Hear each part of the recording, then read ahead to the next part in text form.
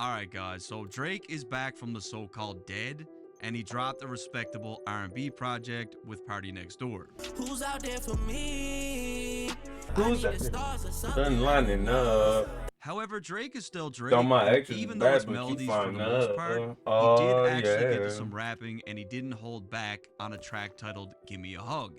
I actually really like this track. First off, for the cover art, we've got Drake and Party posted up at the Absolute World Towers in Mississauga, which is where Party is from.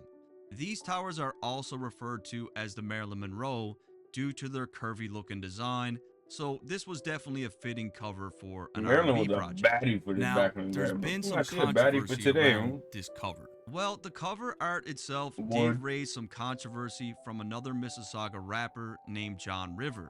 The visuals in question are from his track Hope City 2, where the towers are clearly seen behind him throughout the entire video. This was a track. Stop it. See, niggas be reaching, bro. Niggas be reaching.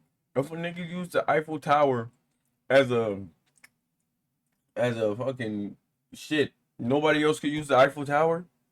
What the fuck are we talking about here? Somebody used the Empire State Building, now nobody can use the Empire State Building? What? Now we jacking his swag because this nigga had a fucking landmark in the back of his music. Yo, niggas be saying anything, I swear, when it comes to Drake, niggas say anything. That I caught on to like 8 years ago or 7 years ago. My hope is getting stronger, the home is getting honored, the homies know it's water.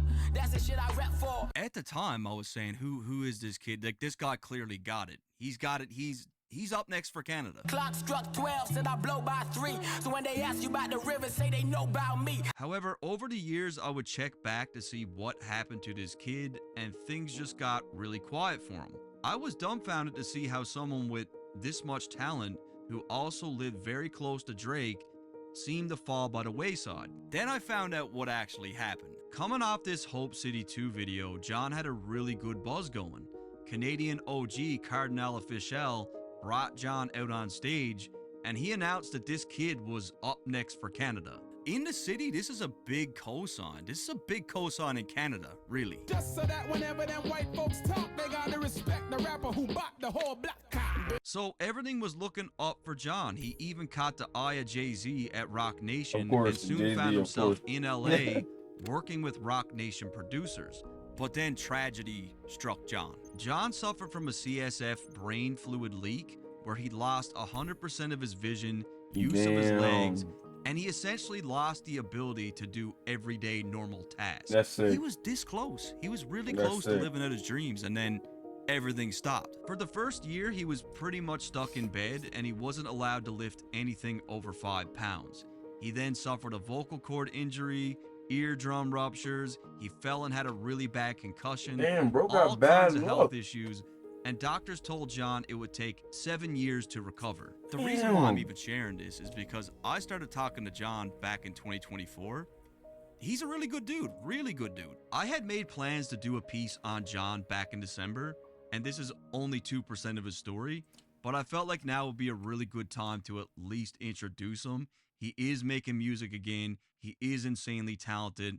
I'm going to leave his YouTube channel and his socials in the description. I'm rooting for Now, that the nigga, question bro. is, did Drake and Party steal this idea? Come on well, now, stop John with the recently skin. took to IG, and in a series of posts, he explained his side of the story and how he felt about it. He allegedly does have a history with Party Next Door. They are from the same city, and by all accounts, John was the first person to feature these towers in a hip-hop music video. In my opinion, whether consciously or subconsciously, I do believe that John did inspire this cover, at a minimum. Again, I'm going to link his profile. Bro, what? Bro, okay. Below. So it's the first post on his IG profile. You can read it yourself. For production on the track, we got Kid Masterpiece, who has been tied to OVO for quite some time. We also got another friend of OVO with Gordo, and a few other guys in the mix here. Simon on the Moon, Clar, and of course Noel, who is OVO's sound engineer. Someone go tell Noel to get it backwards. And also good to see that 40 was the guy who mixed the track. I'm all for giving the producers props because not enough people do. Every breakdown I do, I always list them. The song is broken up into 3 different beats with 2 switches and 2 samples. The first sample with the gospel sounding choir is called Sing from The Terrell Show.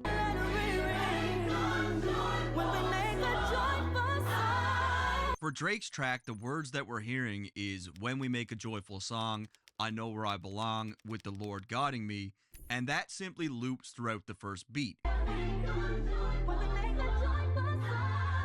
They about to make sample you heard start at the rapping end and of the shit. track is "I Miss You" by Aaron Hall. Sampling, production, all amazing on this project. Drake elimination. And fake intimidation. So Drake starts off here right out the gate referencing Kanye from an interview when he talked about the group effort to eliminate Drake. You know, everybody was very, very excited Motivated. about the elimination of Drake. Not excited, we was energized. Now, Drake could also be alluding to his ongoing issues with UMG, as according to him, they conspired to eliminate him as well. I believe Drake sees UMG as the real enemy, like that's his biggest enemy. Drake claims that it's all just fake intimidation and he's basically unfazed by anything that has happened. This of course applies to Kendrick, as many have stated that this was just a moment in time and that his run will not be sustainable. Then there's the lawsuit itself, where it's alleged that Kendrick used bots and was getting a push from UMG, and even the Super Bowl itself is reportedly decided by a person who dislikes Drake, and that's Jay-Z. From Drake's perspective, he doesn't see this as legitimate. It's fake intimidation. Like, Kendrick had a lot of help. Take a minute, take a deep breath, have a little bit of patience. Drake appears to be Kendrick taking did have a lot moment of to help, bro. meditate. He had Drake. Kendrick had the biggest year of his career because of that boy right there. With the fucking colorful pins in his hair and cornrows, nigga. How does that make you, nigga? Grounding himself in the belief that this moment will pass, as he has strong faith that the truth will prevail, and once the dust settles, people will see all this for what it actually is. I agree, it's not gonna always be Drake hate, and Kendrick praise. Like, it's gonna self-adjust. I think it already has a little bit. Drizzy, you amazing, you the inspiration. You set the ball for the next generation. Drake is quoting what many people have said over the years, and especially during his So Far Gone era, as he truly set the bar for the next generation of rappers. This was even something that Kendrick himself acknowledged. Once he went out there and did them numbers on all original music and still called it a mixtape, and went gold, if I'm not mistaken. What that did was grab attention from all independent artists and letting us know, yo, you have to compete on another level now. The minute Drake dropped So Far Gone, you know what I mean? The game instantly changed. And Look, whether you agree with Drake's influence on music, like whether you like it, like what he's done, it's still undeniable his impact. Undeniable. You Neo in the Matrix, these niggas just Nemo in the emotion. ocean, small fish making kids feel emotion. Drake compares himself to Neo from The Matrix, which is a layered line because according to his lawsuit, he was up against much bigger forces than just Kendrick. I always gotta stress that Drake is actually really good at these types of references. Neo was just a regular guy living as a regular person within the Matrix, which is a fake world created by machines to control humans. When Neo discovers the truth and is deemed as being the one, he escapes and fights to free humanity, and he ultimately sacrifices himself to allow humans a chance to escape Matrix is a as great well. movie if y'all There's never definitely seen some the parallels series. with respect to the lawsuit. If Drake is Neo, then the music industry is the Matrix, because this is where all the manufactured streams, bots, and illusions take place to make up that entire facade. Just like Neo, Drake was once a regular guy who signed a record deal, and he lived inside the system, ignorant to the fact that everything was fabricated. When Drake first came in, he was just happy to have a deal. He didn't know anything about the music business, really. Just like most of the people living in the Matrix, artists signed to these labels are not in control and are often completely unaware of what's even taking place. I would say 98% of the artists signed by these labels don't have the sweetest clue as to how the machine is really working. However, in the movie, there are some people who live in this fake world, and they know damn well that everything is all fake, but they prefer to stay in it because it's comfortable. The artists that know about how all this works, like the 1%, those are the artists who are benefiting from this shit the most. Yeah. They're the last people that'll ever expose it. In the case of Drake, Unless if you anyone Aubrey knows Graham, how nigga. this machine really works, it's probably him. So calling himself the one actually kind of makes sense. Much like Neo, with this lawsuit, Drake is sacrificing himself, which will potentially help current and future artists. Now, to be fair, we don't have a clue what Drake's been really going through with UMG over the years. We have no idea. Of course, Drake's setup from the previous two lines also perfectly ties into this third line where he claims to be Neo. They're more or less telling Drake, like, you are the one, bro. Like, you changed a whole generation. You're amazing. Drake also claims that his competition are small fish like Nemo in the ocean, the clownfish from the Disney movie. In the movie, when Nemo is in the ocean, his every move is controlled by his father Marlin. Drake is claiming that these guys are all small fish as they are living their lives in a controlled setting, one that he has decided to break free from. Using you for promotion. True words have never been spoken. This line actually has quite a bit of depth, as most of the artists that turned on Drake were once people he helped. And then An artist like Kendrick could have used they Drake all turned on Drake, got some clout, and then dropped the tape. Bum ass niggas. for promotion in the beginning of his Don't get me career wrong, I love for Kendrick features music. I and love of course the DNX. Club Paradise tour. I think he's a corny However, dude. by Kendrick now dissing Drake, one could argue that he used them for promotion again, but in a different way. This applies to most of the people who went at Drake, as he gave them all a boost at one point or another. Future and Metro's album gained a ton of traction off the strength of dissing Drake, and then I think of people like DJ Khaled, who literally structures his entire rollout by claiming that he has a Drake feature. Did the Drake vocals come in yet? Aside. Did the Drake vocals come in yet? And I felt like Khaled was a perfect example of Drake really seeing things for what they are. This guy's got 2 Drake songs on there, okay, 2. Khaled promoted a recent project claiming that he had 2 features from Drake, and Drake clowned him and said it must be Drake Bell. It seems pretty clear that Khaled probably did not keep up with Drake, even through this past year, which was a tough time for him, and Khaled revealed his hand.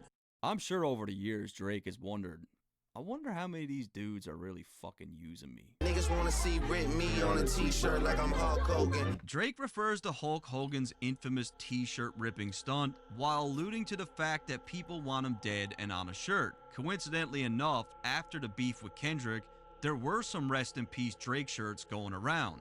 There's also the fact that even though Hulk Hogan is the most iconic wrestler of all time, he's also arguably the most hated. I appreciate the fans rocking with me. This is really just a small token. Really fucking with a visionary. So Drake is thanking his fans for sticking by his side and riding out the storm. He's given back this music as a token of his appreciation.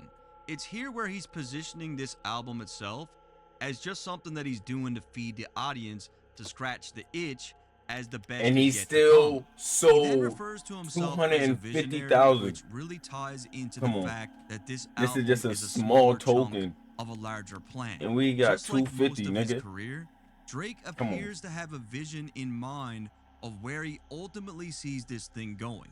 I mean, for as long as he's been at the top of the game, and he's pretty much a billionaire, it's probably hard to find the inspiration. I think all this shit happening to Drake, it gave him hunger. I think he's about to give us some good music. Only reason I ain't got a Nothing new. girl and I ain't getting married Cause I'm really out here filling up the itinerary till I'm 6 feet in the cemetery. One of the things that What you Drake talking gets a about? lot of criticism for is the fact that he's not married yet, he hasn't settled down, even though he's approaching the age of 40.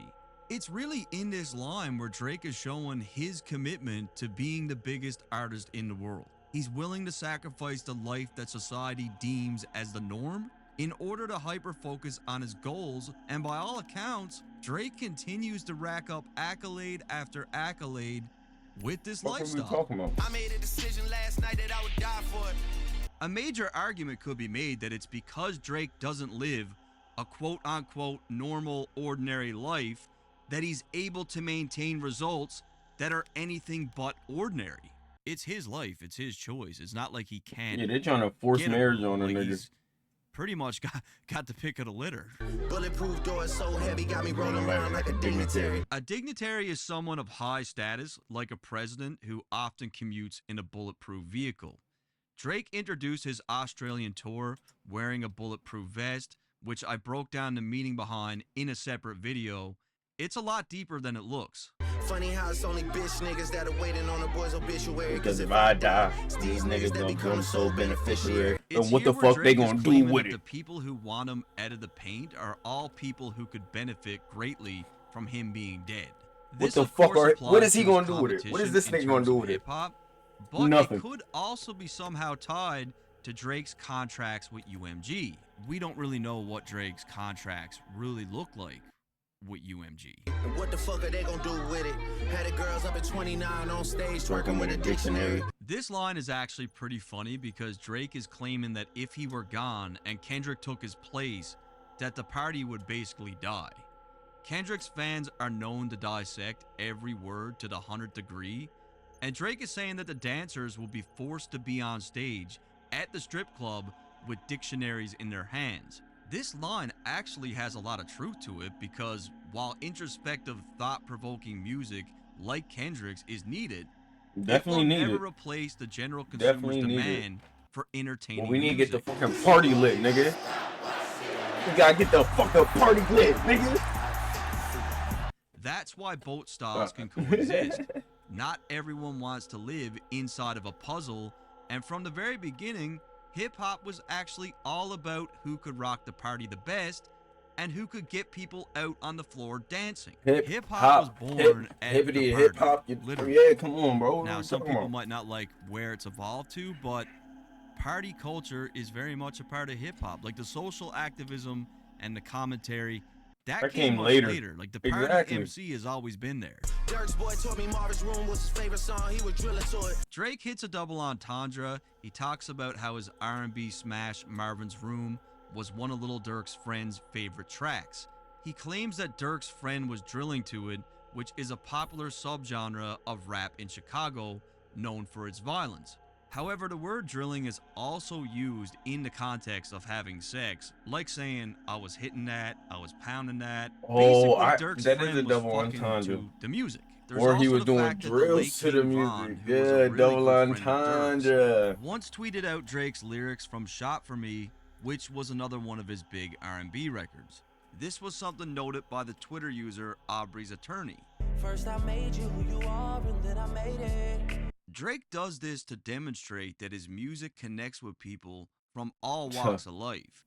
It resonates with everyone from suburban white kids to kids who grew up in the most unfortunate of circumstances, like kids who grew up in Chicago's O Block. 1,000 niggas rapping murder shit and like 10 niggas that'll really do it. So, coming off his last line where he references Dirk, as we know, he was allegedly 100% about that life, as right now he has an ongoing case. Drake is basically saying that out of all the people who are talking shit on wax, most of them are nothing like this in real life. Savage, you the only nigga checking on me when we really in some shit, brother. It's here where Drake is letting the world know that 21 Savage is actually loyal. This perfectly ties into the previous line about how a lot of rappers talk shit but aren't really about that life. Wait. Why he throwing shots at my nigga Future? Hold on. I know Future was a little iffy and shaky with Drake. He ain't say nothing, bro. We don't gotta leave Future alone, bro. Leave Future alone, bro. I know he's threw shots, but we gotta leave Future alone, man. I don't think We don't this know what line is Future about getting into. rap beef or anything to do with hip hop. I think he's saying 21 is the only one that will actually check in when he's really, really in some shit. I think he's saying that 21 is the only real dude out of that whole circle. Like, he's the only one who's Nah, I really ain't gonna hit going up there. Drake, no matter like what's going on.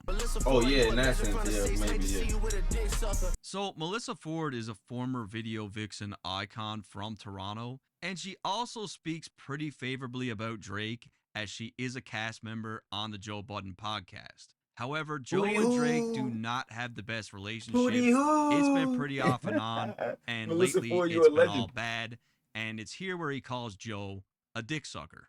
Joe is still an MC at heart, right?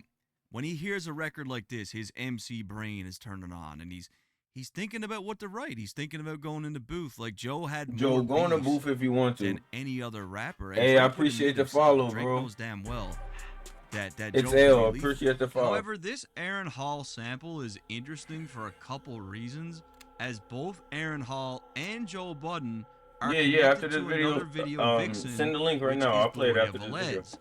Now, allegedly, Aaron Hall started dating Gloria when she wasn't of age. In the case of Joe, Gloria is actually 2 years older than him, and at the time, people were impressed that Joe was even able to get her. In a 2005 interview, Gloria also went on to state that Joe was physically abusive to her, even going as far to compare him directly to her baby Chilean father, puppet series. Aaron Hall. Of course, this is all alleged, and this could also be a reach, right? Like, it really could be. Tell Mike that the ceiling's too low and booby, how we supposed to throw 100? So this is another strip club reference where he's referencing Booby Trap in Miami, which is a strip club that Drake has mentioned before. Mike is the director of security for this club, and Drake is more or less saying that the building ceilings are too low.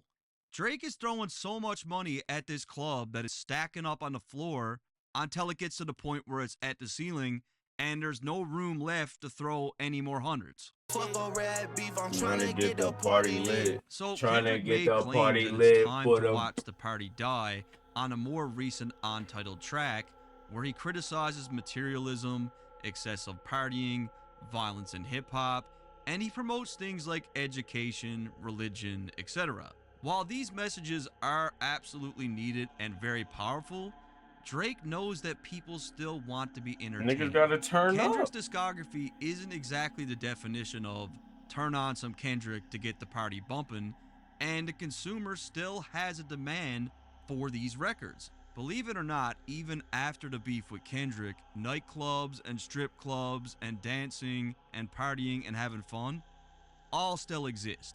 All of this music has ain't a going place, nowhere. and Drake is really playing the villain, as countless media personalities and YouTubers have criticized Drake for this exact same music.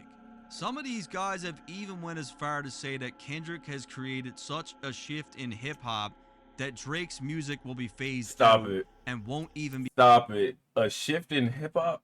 Bro, I promise you. Niggas might fuck with I fuck with Kendrick. But I promise you, when it's summertime, niggas don't want to hear no... let me not even start, bro. Niggas want to hear, baby girl, let me see you do your dance. Let me see you twirl. That's what they want to hear, bro.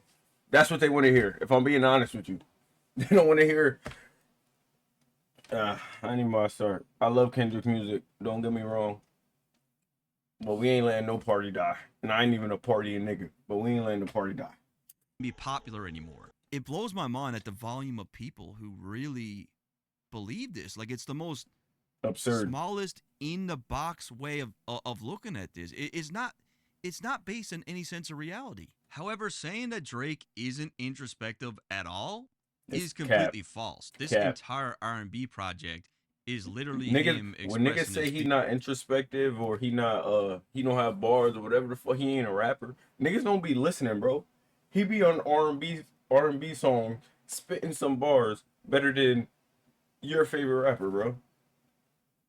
Like, come on now. I'm not the boy to goat, nigga. Drake's entire career has been about women, his wins, his losses, his family issues, his pitfalls. He's been very consistent in sharing what goes on in his life. Drake doesn't get political, but you can't say he's not introspective. He's more vulnerable than 99% of other rappers, like literally. Niggas is hating them boy for sure. Woman in love, walking So the again, strip Drake is club. playing Damn, I miss into you, the bro. hate. A lot of his enemies stem from women, and he's just throwing the fact that the women love him right back in these guys' faces. Princess Gigi, pool, pin, luxury, I gotta come to the stage. This dude Drake is really living his raps, because I talked to the team over at Area 29. These are real people. These are the stage names of the dancers. I believe hip-hop as a whole got sucked into the moment around his beef and into this fairy tale Twitter YouTuber narrative where it was totally lost on people just how much people support Drake. I can personally already see a readjustment taking place by in terms of 2026, how people bro. view Drake and view Kendrick. Nobody after gonna be the talking beef. about Kendrick because Kendrick Things ain't are gonna drop absolutely nothing. We ain't gonna restoring hear from back Kendrick to for a 2 degree years. of normalcy, and I feel like this is something that fans of both artists really want. In 2025, I truly challenge people to start thinking for yourselves, because plenty of the loudest voices on the internet are often playing into a narrative that yields the best profitability. Go vid, W vid, W vid. Drake is a GOAT, bruh. Kenny, I respect you. You're a very talented rapper, and if niggas say that you are better than Drake, I respect it. I disagree, but I respect it. All the other bullshit is here today and gone tomorrow.